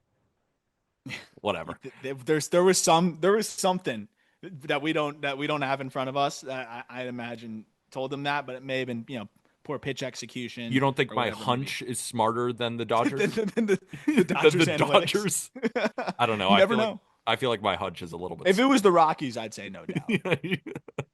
They moved to Game 3. Dodgers win 7-3. Got out to an early 4-0 lead, highlighted by 2 different Tommy Edman RBI hits, driving in 3 of the 4 runs, and that was all they needed. Cardinals battled, but Mookie Betts' home run in the 7th was the dagger. Kershaw, solid. 5 Yeah. innings, 1 earned, struck out 7. McGreevy made a spot start. Tossed 6 innings of 4-run ball with 5 strikeouts. Good to see the bottom of the Dodgers lineup do something. I mean, like watching Conforto and Kike Hernandez down there, and Hyesung Kim is good, but Yeah, he's been playing well. he just doesn't play all that often. So some games, I mean, especially when Edmonds not hitting, you get past Muncy and it's like, all right, 3 straight outs, which is never expected from a Dodgers team. And a lineup that is this good is just how they've been kind of performing lately. And you go into St. Louis against a good Cardinals team and they win 2 out of 3 because if the Dodgers aren't playing their best baseball, the Cardinals are good enough to win 2 out of 3 against them. Yep. And I think that's a testament to the Cardinals. Also, of course, the Dodgers are not playing good baseball, But Dodgers not playing good baseball still wins 2 out of 3 in most series, but Yep. not against the Cardinals because the Cardinals are a damn solid team. Michael Kopech back, huge for Yep, them. huge. Scoreless inning. That's going to just further bolster that staff, which is all of a sudden kind of thin. Kershaw pitching well is huge for them. Um, Huge. it is so fun to watch him get out still, Yeah. in the upper 80s, and he's what 17 strikeouts away from 3,000. That's Is going to it be that many? really special when he Yeah. gets there. But seven over 5 innings, a 1-run ball, like. I don't know. There's anytime he's throwing, I put it on, and I just root for him. And there's no one else like on the Dodgers I'm doing that for, but like anytime he's on, I'm putting it on and I'm rooting for him. And it's been really cool to see him still be able to get guys out. Like that's just his brain, I think, and just still the field to spin it. That's so impressive. And then McGreevy, I mean, I want to see this guy throw more. Obviously, it's hard to find the consistent starts for him against a good Dodgers lineup. Like he battled and gave you Kept him six in the innings game. there. This guy's a really good back end starter, and I think he's going to be a big piece of the future for the Cardinals. But you got to give credit to the Cardinals; they're playing great baseball right now, and you took 2 out of 3. And I know people were a little bit down on them going into the year in terms of like their fan base; they weren't really showing up. I know it's cold out there early in the season, but like best fans in baseball, right? They need to be packing it in, not just because the Dodgers are in town. St. Louis should be packed. This team is fun. They are playing with energy. The vets look invigorated. I really enjoy watching this team play. Mason Wynn, I think, has been one of the more underrated performers in baseball this year. He's defending the position well. He's on pace to have like a sneaky 5 WAR, I think, this year. This is a good ball club, and I hope the fans rally around him a little bit more because they're supposed to be the best fans in baseball. I'm glad you mentioned Mason Wynn. Um, because he's just like he's one of those players where he's not quite a star, like a superstar that's continually on all of these highlights, but he's just like a really good baseball player. And I He's almost feel like 23. him and Volpe are in kind of a similar situation. And that situation rivals Dansby Swanson, where it's like this guy is just a good player. He's gonna pick it. He's gonna give you quality defense every single time he steps out there, going to provide value on the base pass. And again, this is not just for Dansby, but it's the archetype of the ninth or eighth best shortstop in baseball. Who, after the top six, who are all superstars, people just stop caring. Yep. And it almost, especially with the Yankees and Volpe, it's like, well, this guy's not even that good. It's like, yeah, he is. He's just not what you thought he was going to be initially. And with Win, it's like he's not a he's not like one of these guys where it's like, oh my God, look how far Mason Wynn hit that ball. Or look how fast Mason Wynn is. Look at how toolsy he is. I mean, he does have a You see, rocket when he, for when an he throws a arm, ball, you will say that though. 100%. But again, throwing highlights are not, you know, making the big time I shows, will right? text you some Addison Barger throwing highlights tonight, and you'll change your mind. No, I'm an enjoyer of throwing highlights. I'm talking about seeing your guy talked about on an MLB Yeah, of network course. or something like that. Yeah. But it's like Mason Wynn isn't quite good enough to be on all those consistent highlights, but he's like right there. And I feel like those type of guys get undervalued. Mason Wynn is at the top of that list with Volpe, and I feel like it's just the archetype of Swanson, who then when they go out into the market in free agency, it's like, yeah, they got 7 for 160, and Yeah. like it makes sense that they did. Yep. No, 100%. Also, I need to put that in a group text. I wish I had Justin Turner's number. I'll send throwing highlights to Yeah. him too. No, I mean he does all the little things well, and I think he's going to keep getting better. He's a year younger than Volpe too, which is crazy. But Yeah. I agree, like that type of player has become severely underrated in our game, and I think he's been a big part of their success. Mason Wynn has this year, so this Cardinals team, I don't think they're going to slow down anytime soon. I think they've got a good group here, and it's going to be interesting to see how they maneuver the deadline as well. But that had to be a really encouraging series. And look, the Dodgers, they're great. They're human. And I think they are also one of those teams though where with Freeman banged up and Otani still working to get back on the mound, and you have Mookie who dealt with everything they dealt with early in the season. I feel like they can just coast through the regular season like an NBA team and then Yeah. turn it on in the postseason. But you can't really do that in baseball, so we'll see. A good way to figure out, is my team actually good? How are they doing against other good teams? Teams above 500. The Cardinals are 21-17 against teams over 500. That is the best mark in the division, even better than the Chicago Cubs. All right, let's move on to I got 2 series left. Mariners versus Angels. Game 1, Angels win 5-4. It's a battle. Mariners took the lead 3 different times, but the Angels got the best of them. Both teams trading runs back and forth, highlighted by Travis d'Arnaud home run in the 4th inning. Angels take the lead in the 5th on a Nolan Shanwell RBI single, and that was that as both bullpens shut it down, and the game was over. Bryce Miller, bat again. 5 innings, 6 hits, 5 earned. His ERA is at 5.73. Game 2, Angels win another one, 8-6. Mariners got out to another lead, highlighted by Cal Raleigh's 25th home run of the season, but he wasn't done yet. But the Angels, they're down 4-0. They get it right back on home runs from Chris Taylor and Joe Adell, and then in the 3rd, tied it up, highlighted on yet another Chris Taylor RBI hit. Joe Adell homered again for the lead in the 4th. Then the Angels put it on him. But of course, Cal Raleigh homered again. How many times have I said Cal Raleigh homered on weekend roundups? I feel like he Again, has. you know how many times have you said homered again? Like, Exactly. it's Can crazy. I wonder, are you able to check when his home runs have came? Because I think he's hit 20 of his 26 home runs Friday, Saturday, Sunday. Yeah, I think give me a moment. I think I've called every single one of them. Give me a moment. Yeah. I'll talk about game 3 in the meantime. Mariners get the win back, salvage the series, win 3-2. Seattle got out to an early 1-0 lead, courtesy of Randy Rosarina, RBI double, and then Taylor Ward hit a 2-run shot in the 4th to give the Angels the lead. However, in the 5th, Mariners grabbed the lead on RBI singles from Jorge Polanco and Donovan Solano. But this game was the story. George Kirby Yeah. back. 7 innings, 2 earned, 2 hits, 14 strikeouts, no walks. So have you figured out when Cal Raleigh's No, home runs are give me a happening? moment. But Okay. the start from George Kirby, that I mean, they needed Back that so badly, so especially with Bryce badly. Miller, as you Yeah. mentioned. Like, oh my gosh, did they need that from Kirby? And if he's you know, if he's throwing the ball like that, and then you get the reinforcements back, and you get maybe a Bryce Miller finally settling in, holy crap, can it be scary? But right now, you can't even think about that. You need another guy back into that rotation, giving you quality starts like you expected going into the year, and that's exactly what Kirby did. I mean, that's got to be galvanizing when you figure there may have been a little bit of rust to shake off for him. It seemed like it was just like one start of shaking off the rust, and he's been fine since. So it's they said it was minor. It took a little bit more time, so it's great to see him just looking like it was minor and good to go. The Mariners are not playing good baseball, Arm. I To say it just was lightly. saying I think I'm going to take them over the Astros, and these seasons, man, they're too long. I don't know. I don't know No, it's what. that we do the weekend roundup, so we need takeaways, and it's like, well, I don't know. Like, no, I still believe in the Mariners, but watching them right now, it's like, is this team just the Cal Raleigh show and nothing else? Because the pitching has not been good. I mean, the bullpen has been below average. The starting rotation, it's Brian Wu and then nothing. So that's why it was so good to see George Kirby perform. And the offense has been good, but it's because Cal Raleigh hits a home run every single day. Yep. Right. So that's why the offense, I mean, Julio's been good. Polanco's still been good. Randy's been a little bit better. Right. The offense is better than it was last year. To call this offense Cal Raleigh dependent and nothing else is totally unfair to them. But at the same time, it's What hard would it not to look like watch without them. Cal Raleigh? At least right now, and just be like, yeah, they are just Cal Raleigh dependent. And now Cal Raleigh's been so freaking good that it's like, yeah, he can literally will you to wins because he's hitting a home run. Like I said, it feels like every single day.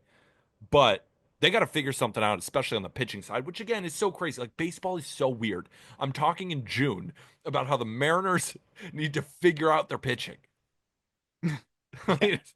It's unbelievable. It's and that's why like right now it looks like the Astros have more momentum, but then you get some guys back and you start swinging it a little bit better too, and all of a sudden now that the Mariners have the momentum, like that's the hardest part about it doing a daily baseball podcast is you just end up going back and forth so many different times. But I think that kind of shows you how wide open it is in this division, and yeah, I cannot emphasize enough how big that start was from George Kirby. You got to be pumped on that if you're the Mariners. I can't find it by day, Dang it. unfortunately, but I do know that in night games he has an OPS over 1,000.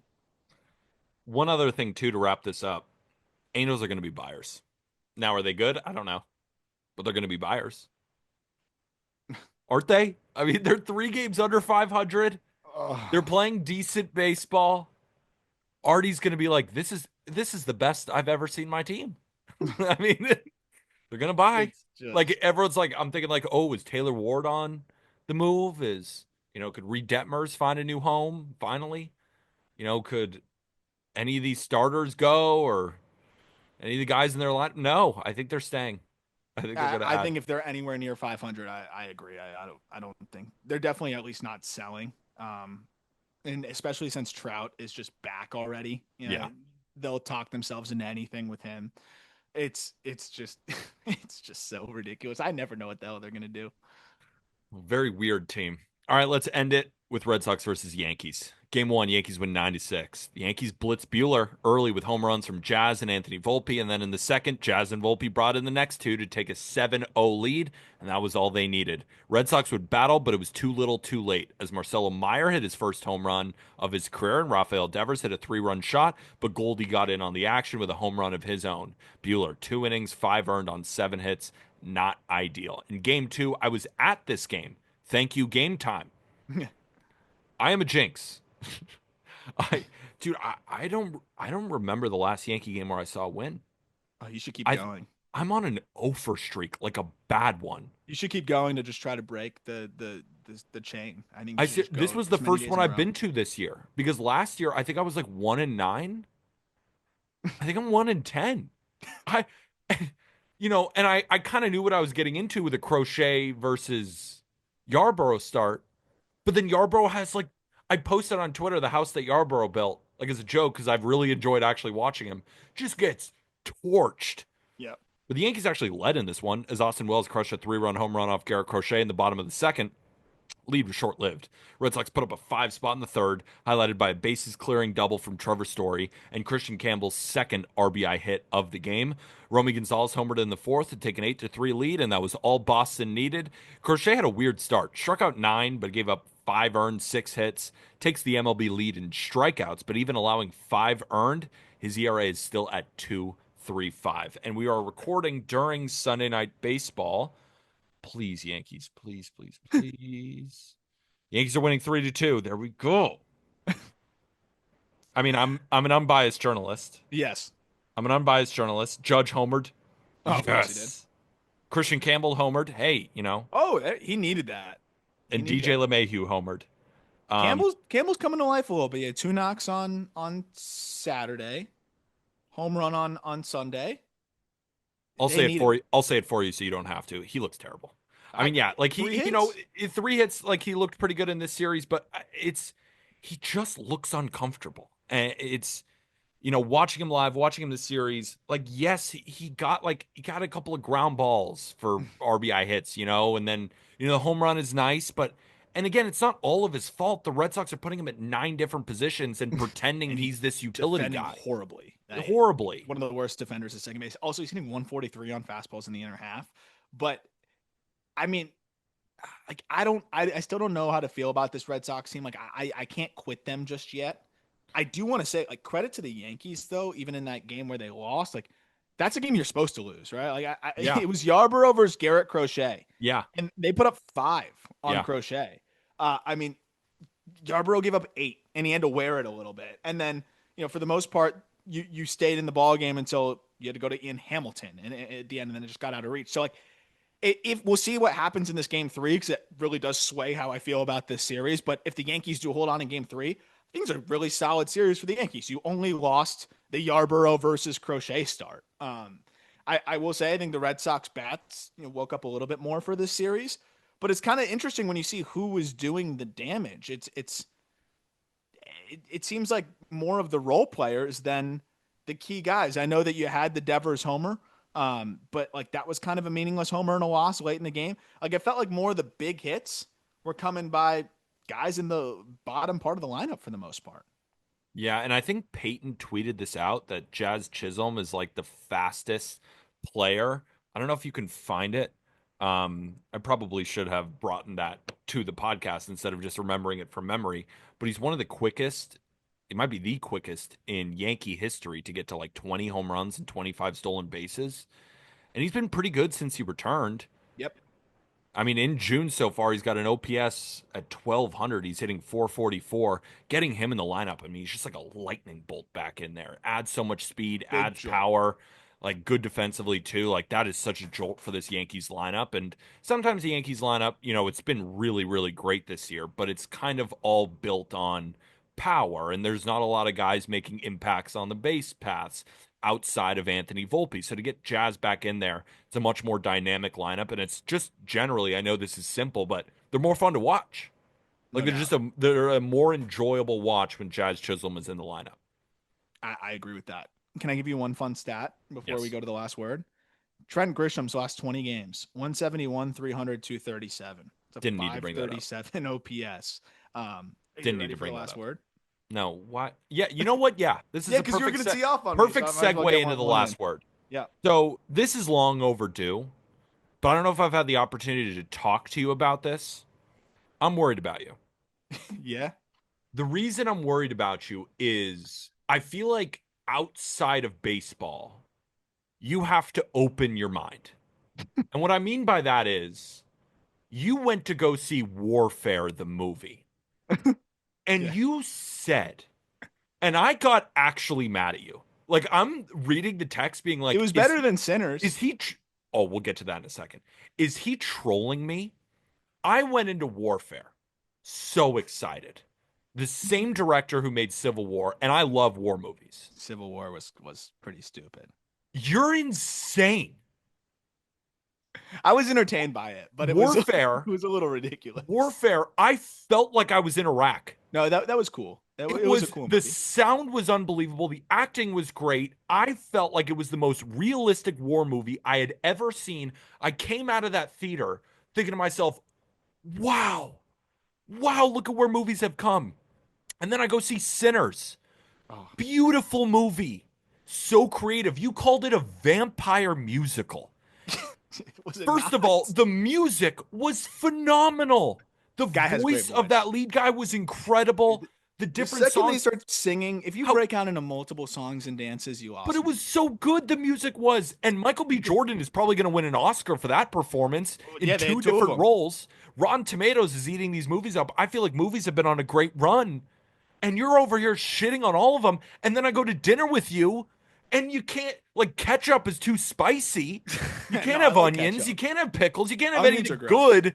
I'm worried about you. I'm worried when you step out of that office after you cook all day with an open minded attitude about prospects, about players. You're treating the rest of the world like shit. I'm one You're not dimensional, enjoying dude. food. You're not going to these movies. I couldn't believe how you were talking about Warfare and Sinners. Brother, I got a letterbox account. Read my reviews. There's several movies that have gotten some good I'm reviews not this year. following you on that fucking. It's gonna be just you're It's gonna be rage bait. shitting on all these great things I that I write like. detailed reviews at least. It is rage bait, but I write detailed reviews. So I, you admit it's rage bait. like not really. It's just like I understand that my Exactly, it's not opinions really. end up making people And that's pay. what I know. I know it's not rage bait. That's what you're thinking. I'm uncultured to a degree, but that was a vampire musical. It broke into sound. They were like you had like generations. Like why? It doesn't even make sense. Why am I watching like Native Americans But from see that the 1850s dancing in a barn that's in the early 1900s, and then in the future at the same time? Like it didn't make any sense. that But it was was a like beautiful scene. because That it was for the shot, right? It was for the award. no, I'm not at Cannes Film no, Festival. I don't give a those. shit. You have no idea what you're talking about because that scene was unbelievable. I What it was want a showing is how, throughout the history of the United States, how music has continued to develop, and it all kind of stems from this one spot of the blues, which is some of the best music that but there is. were So those that people was actually there, or like how am no, I they seeing weren't those there. people? It was showing how it goes from the blues in order to dancing today and music today and how it compares. And it was a beautiful shot of like an entire timeline of how music has developed, and you are reducing it to nothing. They were like out, like all the vampires were doing like a big song and dance together outside. And it was actually good. Yeah, But but see, why? this Why is what they're you're doing. trying to This is kill you and they're dancing and singing? That's no, so ridiculous. no, no. So you're. This is the reason I brought up the last word because like that mindset is terrible. Like you're reducing it to something that is just not what it is. Instead of having an open mind and just being like, oh my god, I'm watching a vampire movie Why didn't and they it's dance and incredibly warfare? creative. I mean They that should have movie's gonna danced win and an showed Oscar. they should have danced and showed the progress of wars, like from Vietnam to World War II, and like then I would have had a really No, they were beautiful dancing picture. because they were showing how music has developed and people dance to music. Yeah, I guess. I And, guess. I and your opinions on these movies are well, just I also just I wasn't prepared for fucking vampires. Like no, but that's the thing. Don't prepare yourself for anything. Go take a little gummy and just relax and watch I something tried. that you're I not tried. used to. But when it gets like hyped up like crazy, and I go in with those expectations, and then it just yeah, I like at the peak of the movie where it's like, oh, they might come in and like attack and get everybody. Nope, quick detour. They got to sing and dance with each other before they do something evil. Like I don't know. You're gonna lose me on that, and maybe that's a me problem, but that's why I called it a vampire musical. What's the last movie you enjoyed? Recently I saw Companion. That was really good. That was I've not seen entertaining. that. You should. Talk to Me. Great movie. I've not seen that. Great movie. You should probably expand your horizons a little bit here. Well, I saw some of the best movies and they were phenomenal, and you're coming to me with bullshit. And I'm Think just you know what you are? You're like the equivalent of like the Savant Page movie fan. It's like, oh, it's all red. no, you Great are. No, movie. you literally are. Because you're like, oh, there's some blue there, and I made the reducing it blue. down It and was then red not everywhere actually being able else. to analyze it. I'm just an honest movie critic. No, you're not. You're going in negative. You're going All in without an open mind. I am asking you to go into these things with an open mind. Like you oh, might like onions if they were prepared well. no. I've tried those. I almost cried last When's the time I last saw time you it. tried them? When you were 7? I ate one by accident the other day, and I actually almost cried. All right, there's no It's hope for. generational. That starts with my grandfather. It's passed down to my mother and me. We don't do onions. This might have just been a waste of time. I hopefully people enjoyed it though. But Yeah, yeah, don't be like Arm. Go into things with an open mind. Sinners was fantastic. Warfare was fantastic. it was These good. movies are It was all great. right. Go Yeah. check them out. Don't be like Arm. And in the meantime, maybe if you're on your way to the movie, hit the like and subscribe button on YouTube. Right? If you're watching this beforehand, I don't know. But if you're watching this right now, hit the like, subscribe, comment on YouTube, rate and review, best way to support. 5 stars, Apple Podcasts, Spotify. Go get yourself some Just Baseball merch. Arm's rocking the white hat. I got mine on the way. I'm rocking the black. I wear this hat freaking every single day. Um, Make sure to join the Discord. Best baseball group chat in the world. You can find the link in the episode description. I'll leave the $35 5-month package open for today, June 9th, and then I'll take it on. So if you are wanting to join for the rest of the season at the lowest price, our last sale of the year, make sure to jump on it. Again, you can find the link in the episode description. Anything else before we go? No, check out my letterbox for honest reviews. And yeah, that's all I got. And with that, thank you, everybody.